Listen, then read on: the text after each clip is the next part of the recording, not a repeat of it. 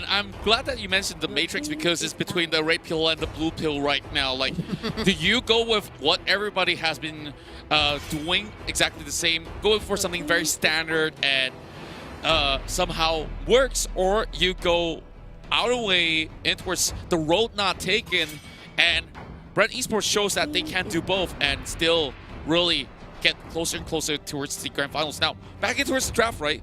It seems like there's a lot of assassins being taken out from the early phase. Yep, given how many assassins showed up in game number 3, they're like, hold up, let's pull the brakes on this, because when things get crazy, it has been proven that Bren Esports is the one who has the upper hand right now. Benedetta, the last ban for Bren Esports, alongside Natalia and Yu Sun Shin. RRQ Hoshi, they take out the Brody, as you always should, as well as Fuse Selena. Gideon, what are we looking to here? What's the last ban for RRQ Hoshi so that Bren has a tough time getting their first pick?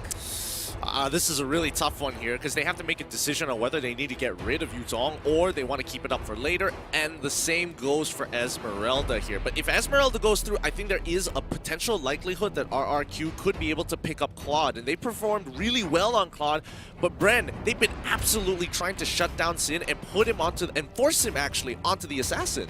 And another important point to note is that you really want Whiskin to be pretty much in your face, and that's definitely not working out from the past game at all. Like, the impact was very close to none, and now they're taking out the Yuzong just to try to negate a little bit of both what they did back in the previous game. Probably an Esmeralda, Bren Esports. I mean, they're sniffing something. They're like, Esmeralda, this can't be it. This is a little too good to be true. Low-hanging fruit. It's so easy, and yeah, they avoid it. They skirt it. They skirt it. They go ahead and pick up the Claude. And again, I think this is smart. One is you don't fall for the easy trap. Like Esmeralda, I think RRQ Hoshi was expecting it. And yes, Sin is so good on marksman-type heroes. This is 2 birds with 1 stone. Give it to Carl. Yeah, but this just means that RRQ, again, Sin might have to bite the bullet one more time for his team, locking in the Matilda as well as the Esmeralda. At least RRQ, we've seen them perform on this against the Burmese Ghouls. And again, whoever got Esmeralda, it was kind of like a 50-50. It's like, oh, you can see where it looks super overpowered, but at the end of the day, didn't exactly get to that point where they could start carrying. Yeah, and speaking of which, you know, in towards phase 1, I'm expecting to see a Boxia because the honestly have no answer to it even up till now. Like, yeah, you can definitely go in with this Falling Star Moon, just if he's going to be moving all the way in towards your frontliners, that's definitely going to be opening a lot of opportunities, especially with also the Cho being picked up by Bren Esports. My, oh my, this is the trusty, lusty Cho. Ever since unlocking his potential yesterday, I've perished all doubts. Like, I used to think like, oh, it's so bad, it's so hard to use, but now I think Lusty got his mojo back. Yeah, and clearly seeing that they have an Esmeralda on the side of RRQ Hoshi, there are people who are gonna go for the split. So with that in mind, Bren Esports just go straight for the show, and a lot of thoughts that might have come out from Ducky there, but this is a good hero for Lusty, given that the requirements and setup is right.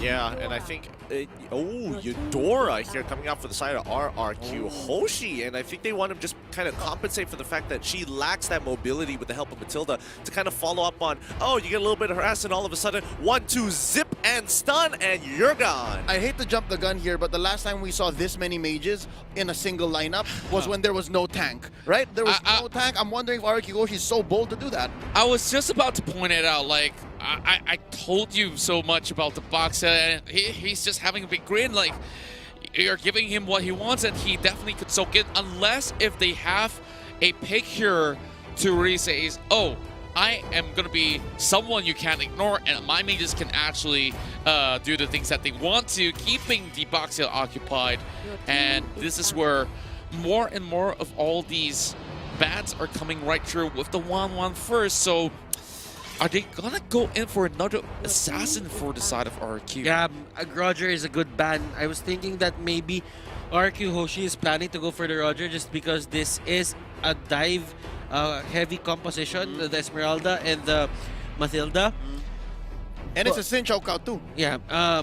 Sin has no options. Very few. I'm thinking maybe there are more that he could go for, but it won't be as good in the current meta, the tournament meta that we have right now. RRQ Hoshi, I think Sin is gonna be forced to play a lane, probably. Potentially. And But Bren still has a ban. I would agree that, Brent could shut down this link almost straight away and force RRQ into something that takes even longer and doesn't exactly spike as nicely with the mages, and that could just be putting him on something like a Hayabusa here. But they don't ban out the link, they get rid of the Khalid instead. I really like that most of these games, they are actually removing the Khalid. They understand that it is really absolutely tough to take down the Khalid. Not to say that he's ultra tanky, but his sustainability is just as bad as you compare facing off against that Esmeralda.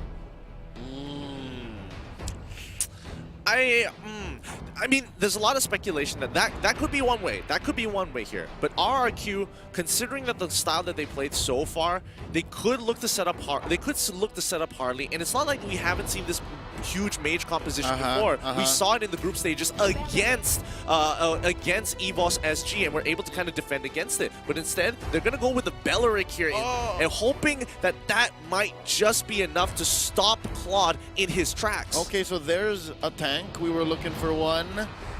No Lemon, but we'll see how this ends up on RRQ Hoshi's lineup this time. Wait, Butters, light bulb moment. we've seen this. This could be a Bruno setup for RRQ Hoshi.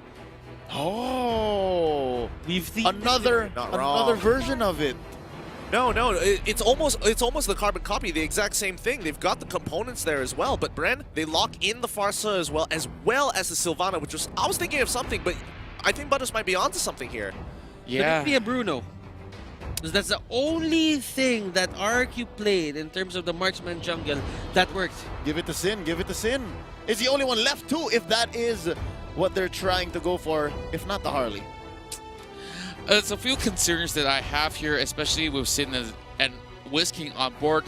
You can honestly see that the tempo that they are playing at is not exactly the same like how Lemon as well as Albert has been performing throughout the entirety of the runs on the upper bracket. And instead, our answers will be delivered by the carry here instead of the Bruno that has been speculated. But, Bren Esports still having something that we've been seeing for the past few games, which is honestly looking real good. All right, my question is, while it's hot, while it's here, is this a better choice than the Bruno? Because if you're going for marksman, you better go for the one that works. You gotta go for the one that is right for the situation, and carry seems so vulnerable. I would agree in most cases, and Bruno, yes, I would argue that Bruno is even more susceptible and more volatile in comparison to carry, because his win conditions are super early and super late. There is no middle ground to that without a snowball going. Yeah. For the carry, there's some leeway to actually just go down once or twice. And you can, if you do have a good early game, you might be popping off by the time that you reach mid-game.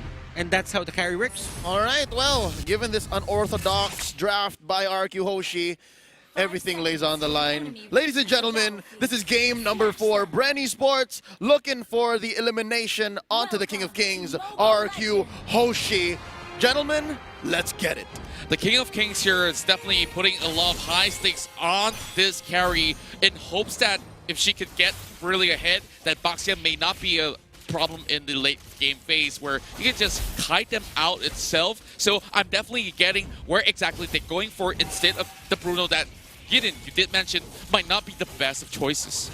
Yeah, and again, your pick, your mention of oh wait, hold on, this might be a bit of engagement. Cartesi going up forward really aggressively. The Cosmic Lance already landing. Third hit, a G could go, and all of a sudden, Psycho, who isn't level 2, who really needed to be level 2 there to save their Eudora, R7 trying to salvage the situation, but back to mid.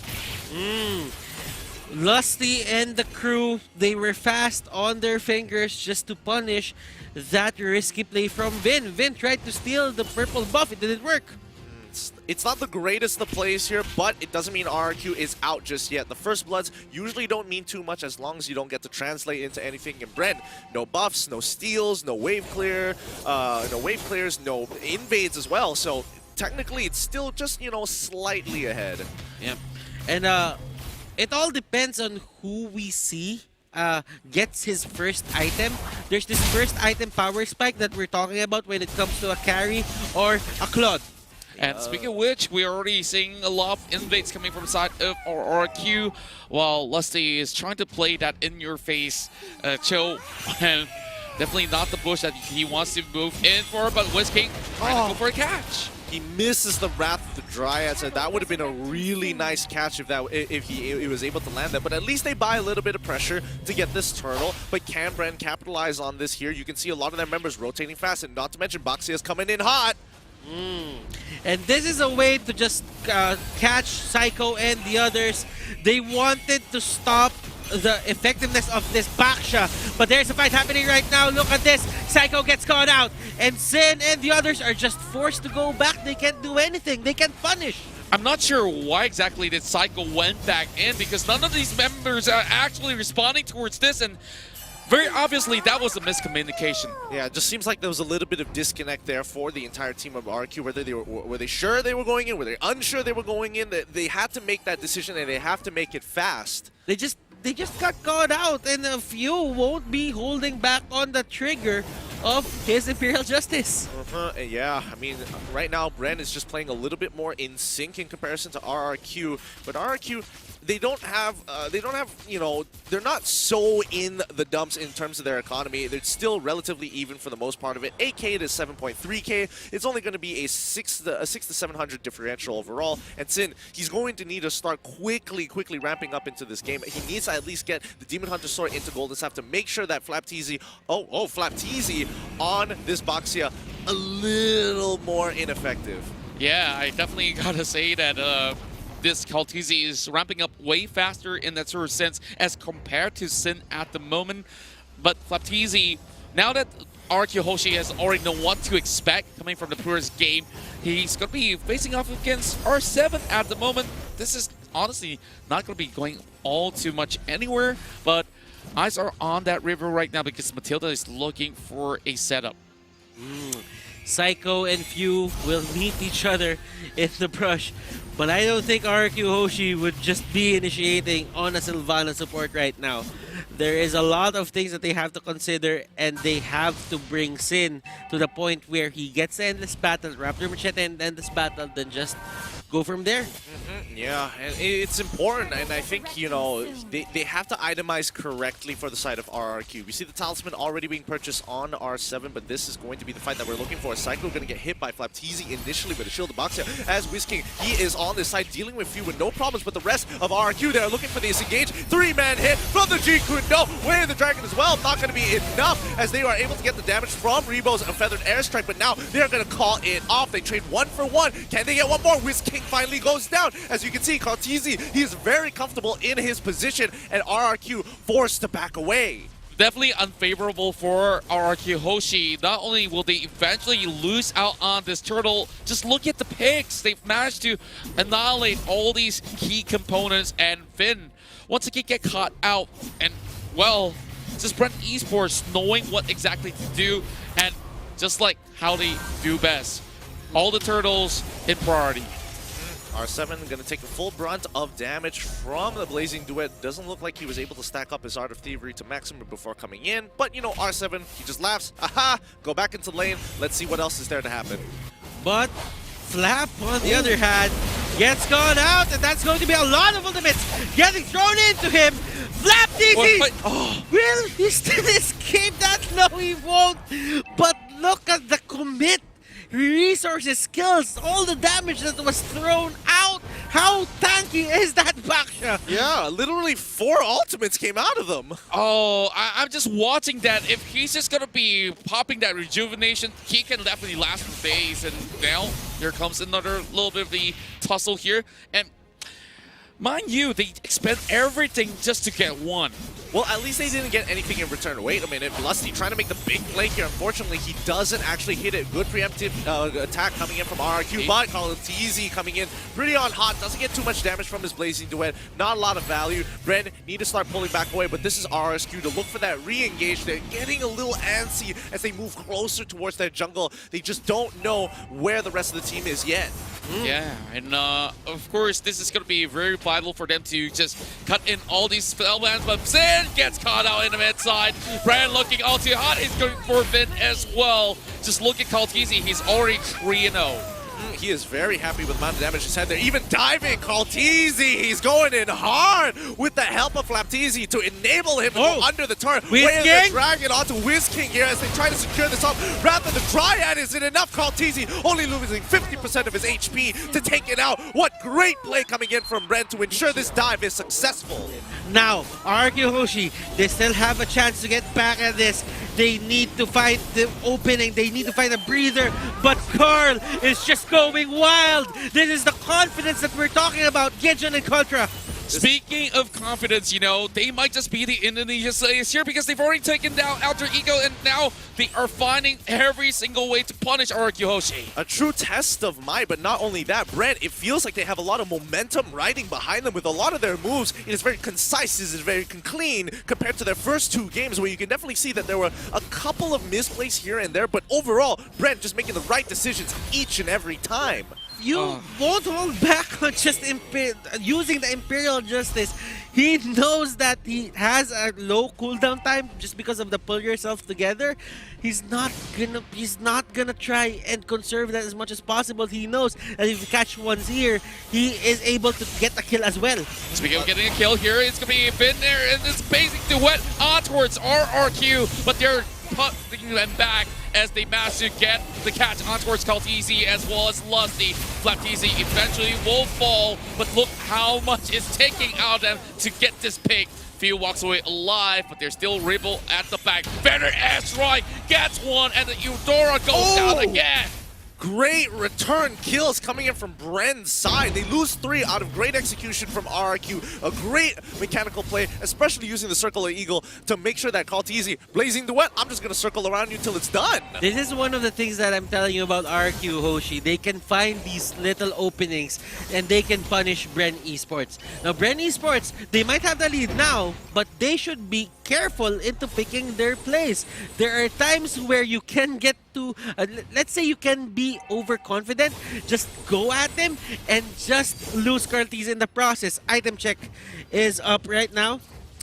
That is going to be Demon Hunter Sword, the Golden Staff, Rebo with the Clock of Destiny, Winter Truncheon, Lightning Truncheon rather. Few is with the Necklace of Durans. Onto the other side here, Cursed Helmet on Wiz King, Bruce Force Breastplate on R7. Oh, there goes the fight.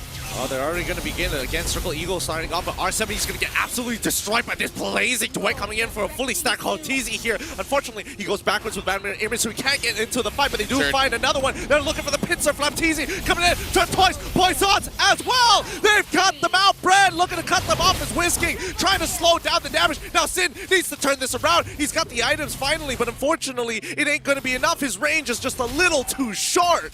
Oh my goodness, well played from Bren. Like, they saw opportunity and they took it right there, especially with RQ all stuck in that choke point.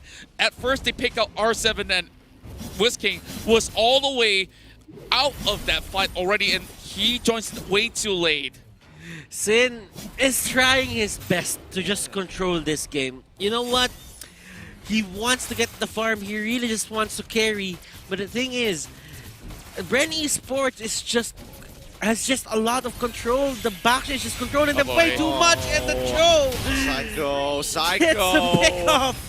Gets hit by way of the dragon. Sin next to fall. No, that's the worst person that wanted to die for the side of RRQ, and now R7 is on the run. They've already taken out Eudora as well. The cop is falling apart as Bren allowing them to say, hey, make a mistake, face check me, I won't let you get away. This is definitely very punishing because this might just costed them this final run right on the lower brackets. They're already pummeling down the base. That timer is already up. Psycho is going to be coming out of the base, but Bren, they can easily go on for this Lord. Bren now. They're clearing the side waves first. They're trying to punish, trying to take away the economy. Again, and RRQ are realizing they are on a ticking clock here. They don't have a lot to work with. They're running out of resources on top of everything else. But can Bren close out this game here? The Lord is now their target, and that's what they aim for. They get the extra help from the Lord. They know that they need to be safe at threading this game-ending play that they're gonna do. There are still outer turrets onto the top lane, Gideon Contra. And as you can see, Bren Esports knows that this is only the level 1 Lord, not the Luminous Lord. Level 1 Lord or not, I mean, Bren wants to take this advantage and just Sure. really press down on the advantage even harder. And if this doesn't go well, at least at the worst, RRQ go even with Bren and it starts all over once more. But if Bren get ahead, they end the game and they take the series and they go to the grand finals. And now it's really relying on Sin so much that a lot of all these Athena shields have already been purchased. There's going to be more magic resistance coming in towards this late phase. Yep, they're going to be clearing off the Lord over the mid side, but Brad going for the dive! Oh, it's going really hard. They already get bit in the process. R7 and now pulling on back. He wants to go back into the base to get some help. But Sin, he's locked down in the Imperial Justice. But can they peel him up? Finally, Whiskey is in position to do so. They lose 2 inhibitor turrets at the same time here. But Bren, they're going for the end. This is it. Bren trying to pull on forward. RQ clearing the waves as much as they can. But they're throwing their bodies Lusty. as soon as they do. Lusty, he's done it. He's brought more glory. Welcome to the grand finals, Bren Esports. This is the first time that Indonesia is out of the grand finals. Bren Esports, Burmese schools, get yourselves ready for that best of 7. If What that's a not a new statement for age. one. What a new age the Indonesians have to step down. Contra, you were saying, you were asking a question? This is history in the making. We Oh. are definitely seeing this trophy going onto a new nation.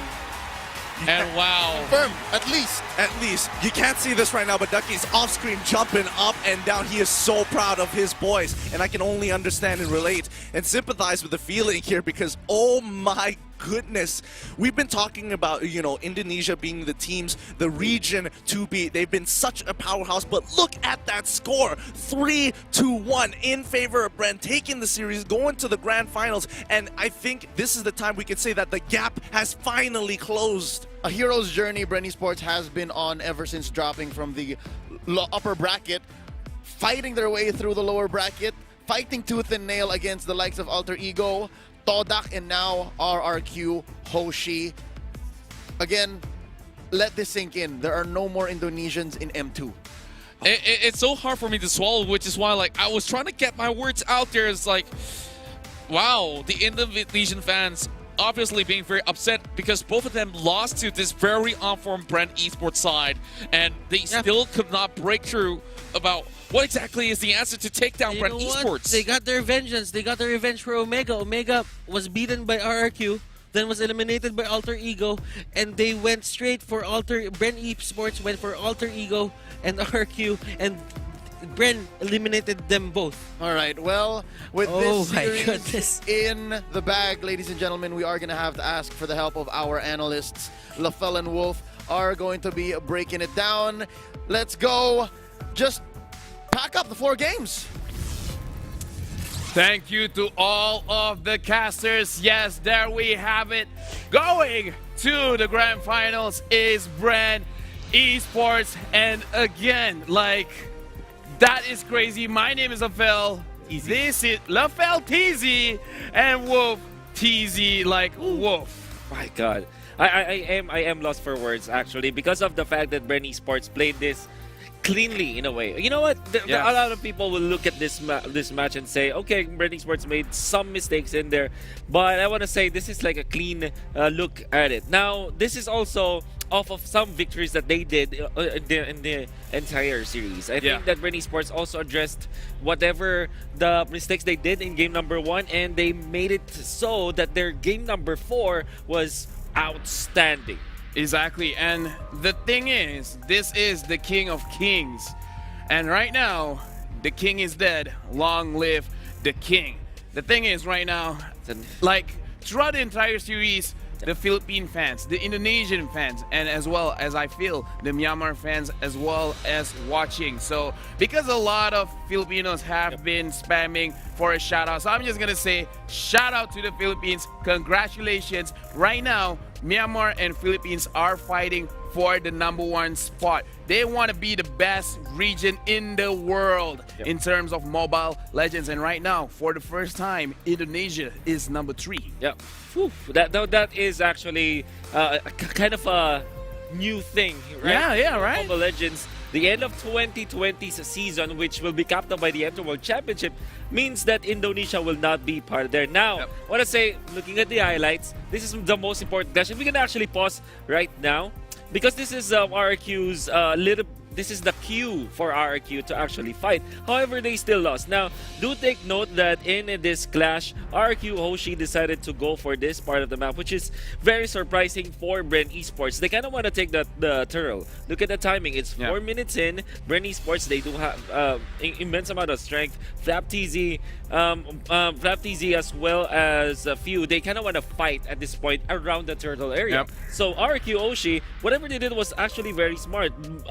Actually camping in this particular bush in the middle, and they were able to get the pick off. However, they still will not be taking the most victories because I think that Carl TZ, he's just so, I'll say this, he knows out his limits, and he's so good.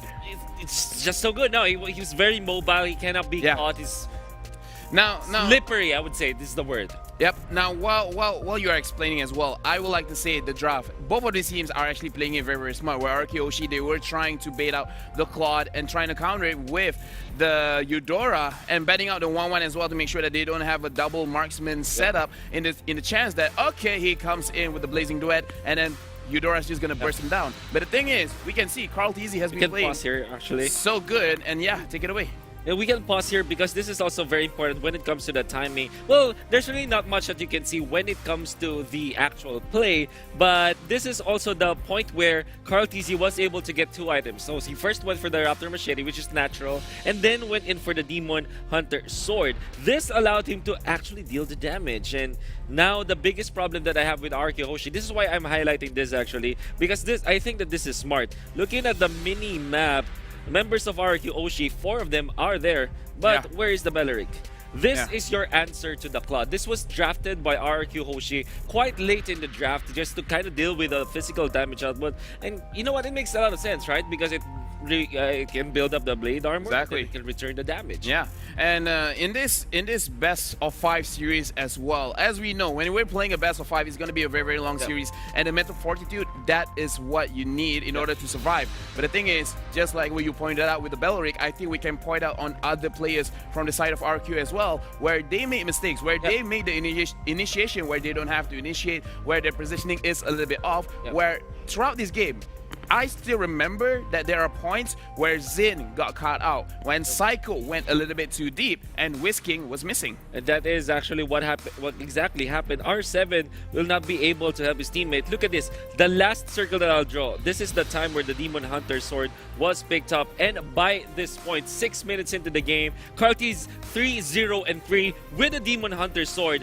No one can tag through that, because if you're looking at both R7, Whisking, and Psycho, they cannot outlast the damage out from Bren Esports anymore.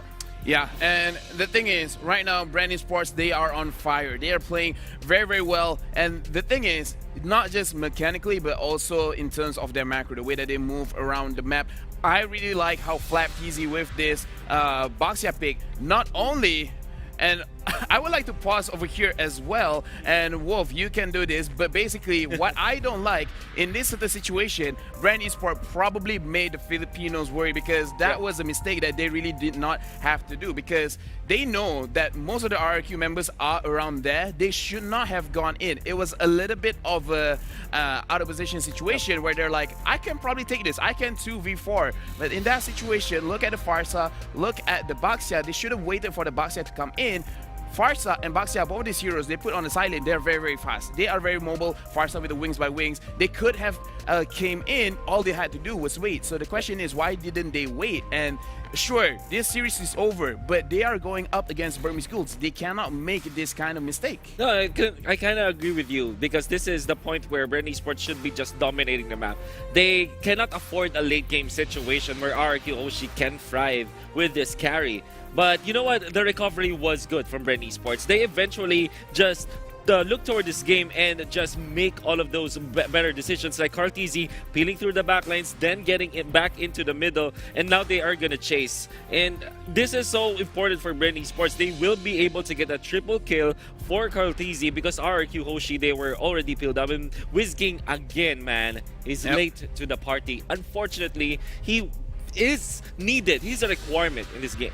Yep, and in that situation, you guys just saw Psycho went in. I understand that he wanted to open the map. He wanted to see where everyone is. Yep. But the thing is, it was not safe for him to do so because he went in with the second skill and there's no way for him to get out. If only it was a box, if it was an Esmeralda, it would have been fine. And look at this, the full HP on Wizkick. You don't want that to happen in your Belleric. He should be the one tacking up. And man, RRQ Hoshi, they're playing like they don't know how to play this Belleric, and that's so unfortunate because you know what? The games that RRQ Hoshi won with Wizking, with the Belleric. Yeah, Lemon. it was on Lemon, yeah. Lemon. Exactly. And yeah, that is the game where we can definitely see a lot of outplays from the side of Bren. But the thing is, Bren as well has made some mistakes. And as you say, Bren gets better with more games in the best of 7. Yeah. I can't predict who will win. It's gonna be difficult, honestly, but then again, I was able to talk to some of the members of Bren Esports, and they are quite confident. The way that Burmese Schools won 2-0 against the Filipino squads, they kind of learned what they